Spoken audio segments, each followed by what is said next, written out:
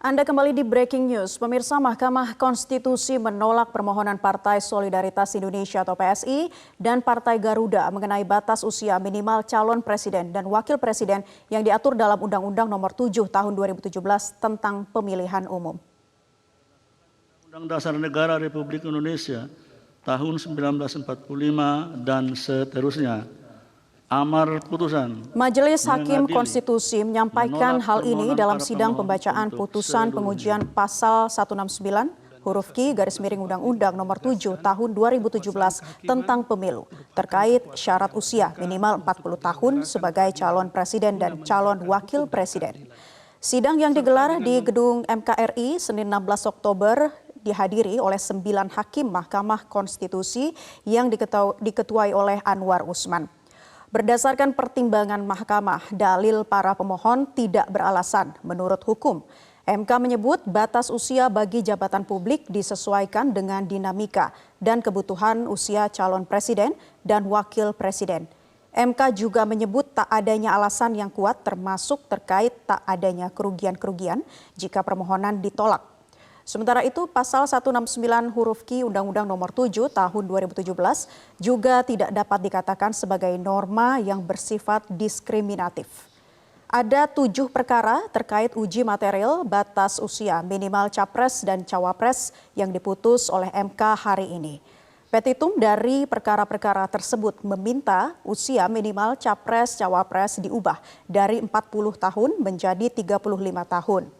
Ada pula petitum yang meminta usia minimal capres-cawapres minimal 40 tahun atau memiliki pengalaman sebagai penyelenggara negara sebagai syarat capres-cawapres.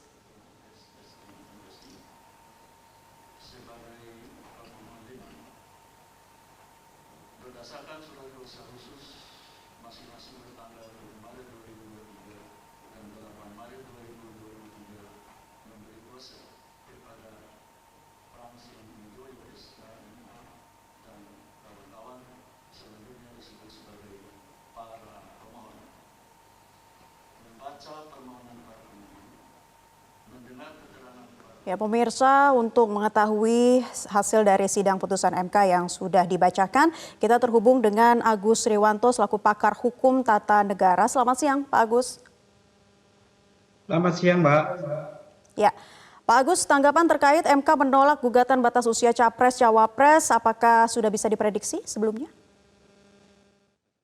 Ya, kita tadi sudah mendengarkan ya semua bagaimana putusan MK terkait dengan uji materi ini ya. Ada 7 putusan ya yang akan dibacakan rencananya pada siang hari ini, tapi tadi baru 3 putusan yang dibacakan dan 3 putusan itu semua menolak permohonan pemohon. Tapi kan masih ada 4 lagi ya yang dibacakan ya.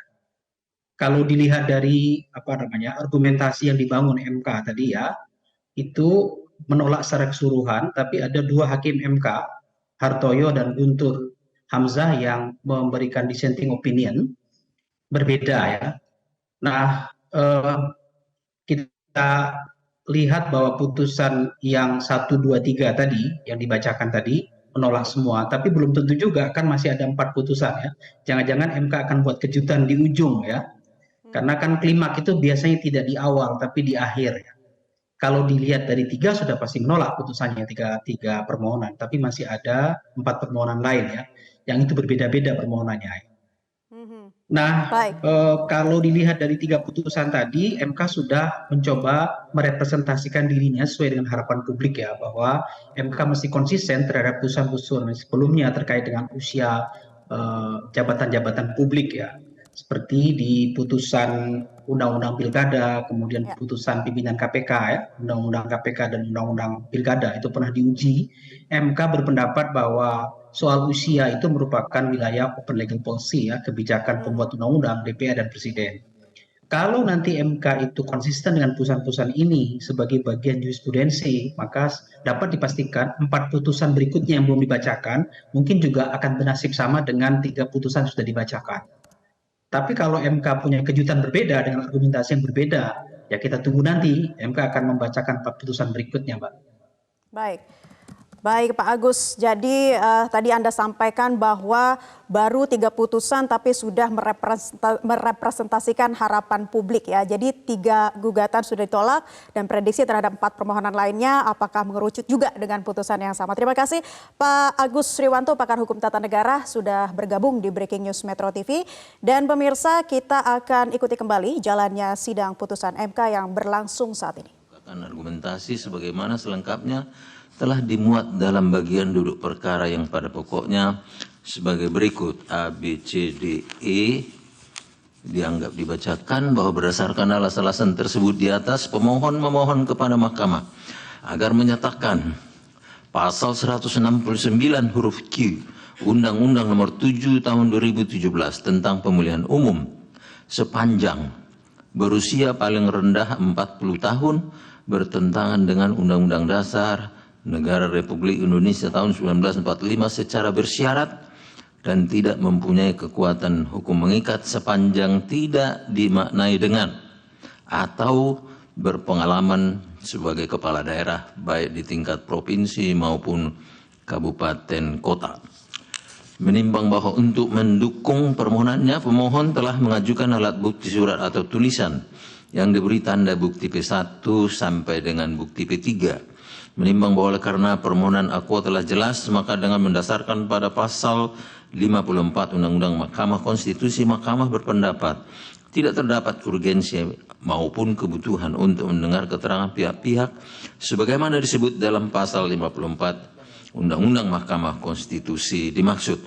Menimbang bahwa setelah mahkamah memeriksa dan dengan seksama permohonan pemohon sebagaimana selengkapnya dimuat dalam bagian duduk perkara, masalah konstitusional yang harus dijawab mahkamah adalah apakah penambahan syarat alternatif yaitu atau berpengalaman sebagai kepala daerah baik di tingkat provinsi maupun kabupaten kota pada norma pasal 169 huruf Q Undang-Undang Nomor 7 2017 sebagaimana tercantum dalam petitum permohonan aquo bertentangan dengan Undang-Undang Dasar 1945 sebagaimana didalilkan pemohon. Kepala daerah yang dipilih melalui pemilihan berdasarkan kedaulatan rakyat mempunyai kesempatan yang sama dalam berpartisipasi pada pelaksanaan pemilihan umum presiden dan wakil presiden secara demokratis. Menimbang bahwa meskipun persoalan isu konstitusionalitas norma pada pasal 169 huruf Q Undang-Undang Nomor 7 Tahun 2017 aquo telah dipertimbangkan dan diputus dalam putusan-putusan sebagaimana telah diucapkan sebelumnya. Namun demikian, sebelum mempertimbangkan lebih lanjut berkenaan dengan isu konstitusionalitas ketentuan norma pasal 169 huruf Q Undang-Undang Nomor 7 2017 aquo setelah dicermati isu konstitusionalitas yang dipersoalkan oleh para pemohon dalam perkara-perkara dimaksud telah ternyata ada perbedaan yang amat mendasar dan fundamental berkaitan dengan substansi atau isu konstitusionalitas yang dipersoalkan oleh masing-masing pemohon sebagaimana yang tercermin dalam masing-masing petitum permohonannya.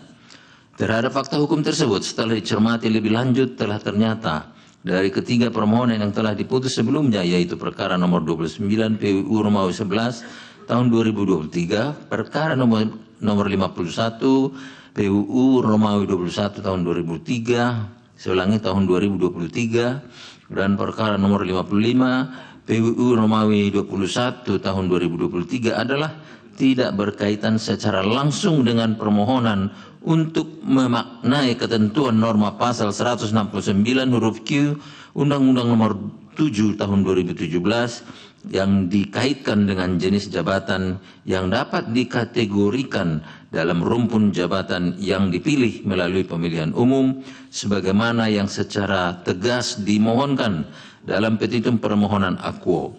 Meskipun dalam petitum permohonan perkara nomor 51 2023 dan perkara nomor 55 tahun 2023 para pemohon dalam petitumnya meminta yang pada pokoknya memohon antara lain agar ketentuan norma pasal 169 huruf Q Undang-Undang Nomor 7 2017 dinyatakan inkonstitusional secara bersyarat sepanjang tidak dimaknai berusia paling rendah 40 tahun dan memiliki pengalaman sebagai penyelenggara negara.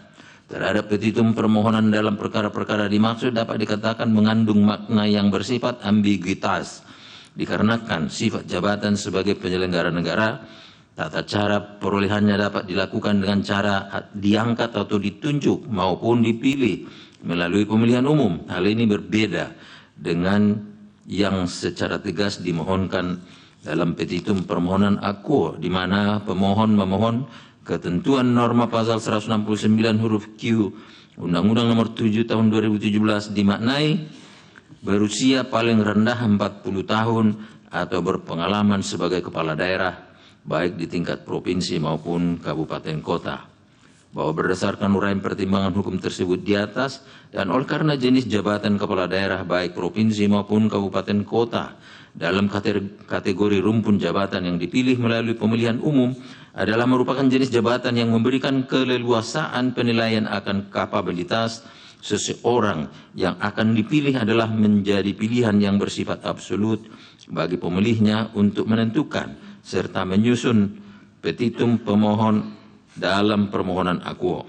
Amat relevan dan secara tegas berkaitan dengan jabatan yang dipilih melalui pemilihan umum sebagaimana jabatan presiden dan wakil presiden. Maka dengan mendasarkan pertimbangan hukum tersebut terhadap perkara akuo, Mahkamah berpendirian untuk memberikan pertimbangan hukum yang lebih elaboratif di dalam menilai isu konstitusionalitas terhadap ketentuan norma pasal 169 huruf Q Undang-Undang Nomor 7 Tahun 2017 sebagaimana yang dimohonkan pemohon dalam perkara akuo. Di samping pertimbangan hukum tersebut di atas terhadap permohonan akuo setelah dicermati ternyata juga memiliki alasan permohonan yang berbeda, yaitu berkenaan dengan adanya isu kesamaan karakteristik jabatan-jabatan yang dipilih melalui pemilu. Namun bukan semata-mata isu terkait jabatan penyelenggara negara sementara ansih, melainkan, saya ulangi, penyelenggara negara semata ansih, melainkan adanya isu syarat alternatif bagi kepala daerah. Sehingga menurut Mahkamah tidak terdapat contradictio in terminis dalam memahami jabatan-jabatan yang dipilih melalui pemilihan umum termasuk pemilihan kepala daerah. Artinya bukan soal perbedaan ruang lingkup dan tanggung jawab yang berbeda karena hal tersebut memang sejatinya berbeda satu sama lain.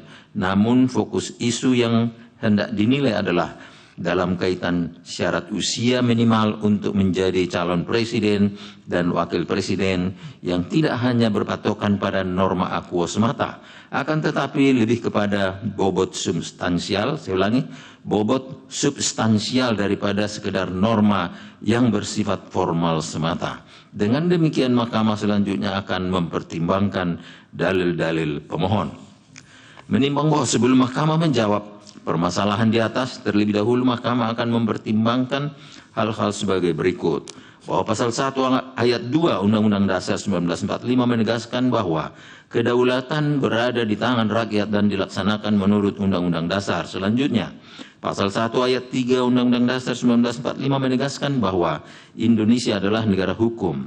Kedua norma konstitusi tersebut sejatinya menunjukkan bahwa Indonesia menganut negara demokrasi yang berdasarkan hukum, constitutional democratic state, dan negara hukum yang demokratis, demokratische Rechtsstaat, di mana kedaulatan rakyat dan negara hukum yang menjadi fondasi bernegara harus dibangun dan ditegakkan oleh, saya ulangi, dan ditegakkan dengan memperhatikan prinsip-prinsip demokrasi dan nomokrasi.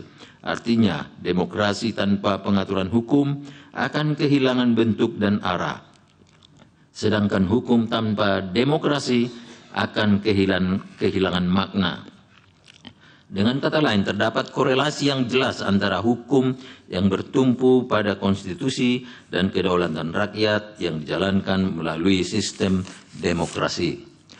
Salah satu wujud dari kedaulatan rakyat adalah penyelenggaraan pemilihan umum untuk memilih presiden dan wakil presiden secara demokratis melalui partisipasi rakyat seluas-luasnya berdasarkan asas langsung, umum, bebas, rahasia, jujur, dan dan adil sebagaimana amanat pasal 22 ayat 1 Undang-Undang Dasar 1945. Pemilu merupakan sarana demokratis untuk menyalurkan kehendak rakyat, the will of the people, dalam memilih pemimpin dan bagian yang tidak terpisahkan dalam sistem penyelenggaraan pemerintahan. Pemilu telah menjadi jembatan penghubung bagi rakyat dalam menentukan bagaimana dan dengan cara apa pemerintah dapat dibentuk dan dijalankan secara demokratis. Dalam pemilu, rakyat melalui prinsip one man, one vote, one value menjadi penentu dalam memilih pemimpin maupun wakilnya yang kemudian akan mengarahkan tata kelola perjalanan bangsa, sehingga pemilu menjadi seperti transmission belt di mana kekuasaan yang berasal dari rakyat dapat bergeser menjadi kekuasaan negara yang kemudian berubah bentuk menjadi wewenang pemerintah untuk melaksanakan pemerintahan dan memimpin rakyat. Pemilu merupakan salah satu sarana penyaluran hak asasi warga negara yang konstitusional dan prinsipil dengan cara penyediaan arena kompetisi yang terbuka dan adil bagi partai politik sepanjang telah melaksanakan fungsi dan perannya serta pertanggungjawaban atas kinerjanya kepada rakyat yang telah memilihnya. Di dalam pemilu, rakyat berdaulat untuk menentukan dan memilih sesuai aspirasi kepada wakil-wakilnya yang dianggap paling dipercaya dan mampu melaksanakan aspirasinya yang akan dinilai akuntabilitasnya setiap 5 tahun oleh rakyat secara jujur dan adil, sehingga eksistensinya setiap 5 tahun diuji melalui pemilu. Adapun standar pemilihan umum secara internasional sebagaimana yang dikemukakan oleh International IDEA, Institute for Democracy and Electoral Assistance. Jelajahi cara baru mendapatkan informasi. Download Metro TV Extend sekarang.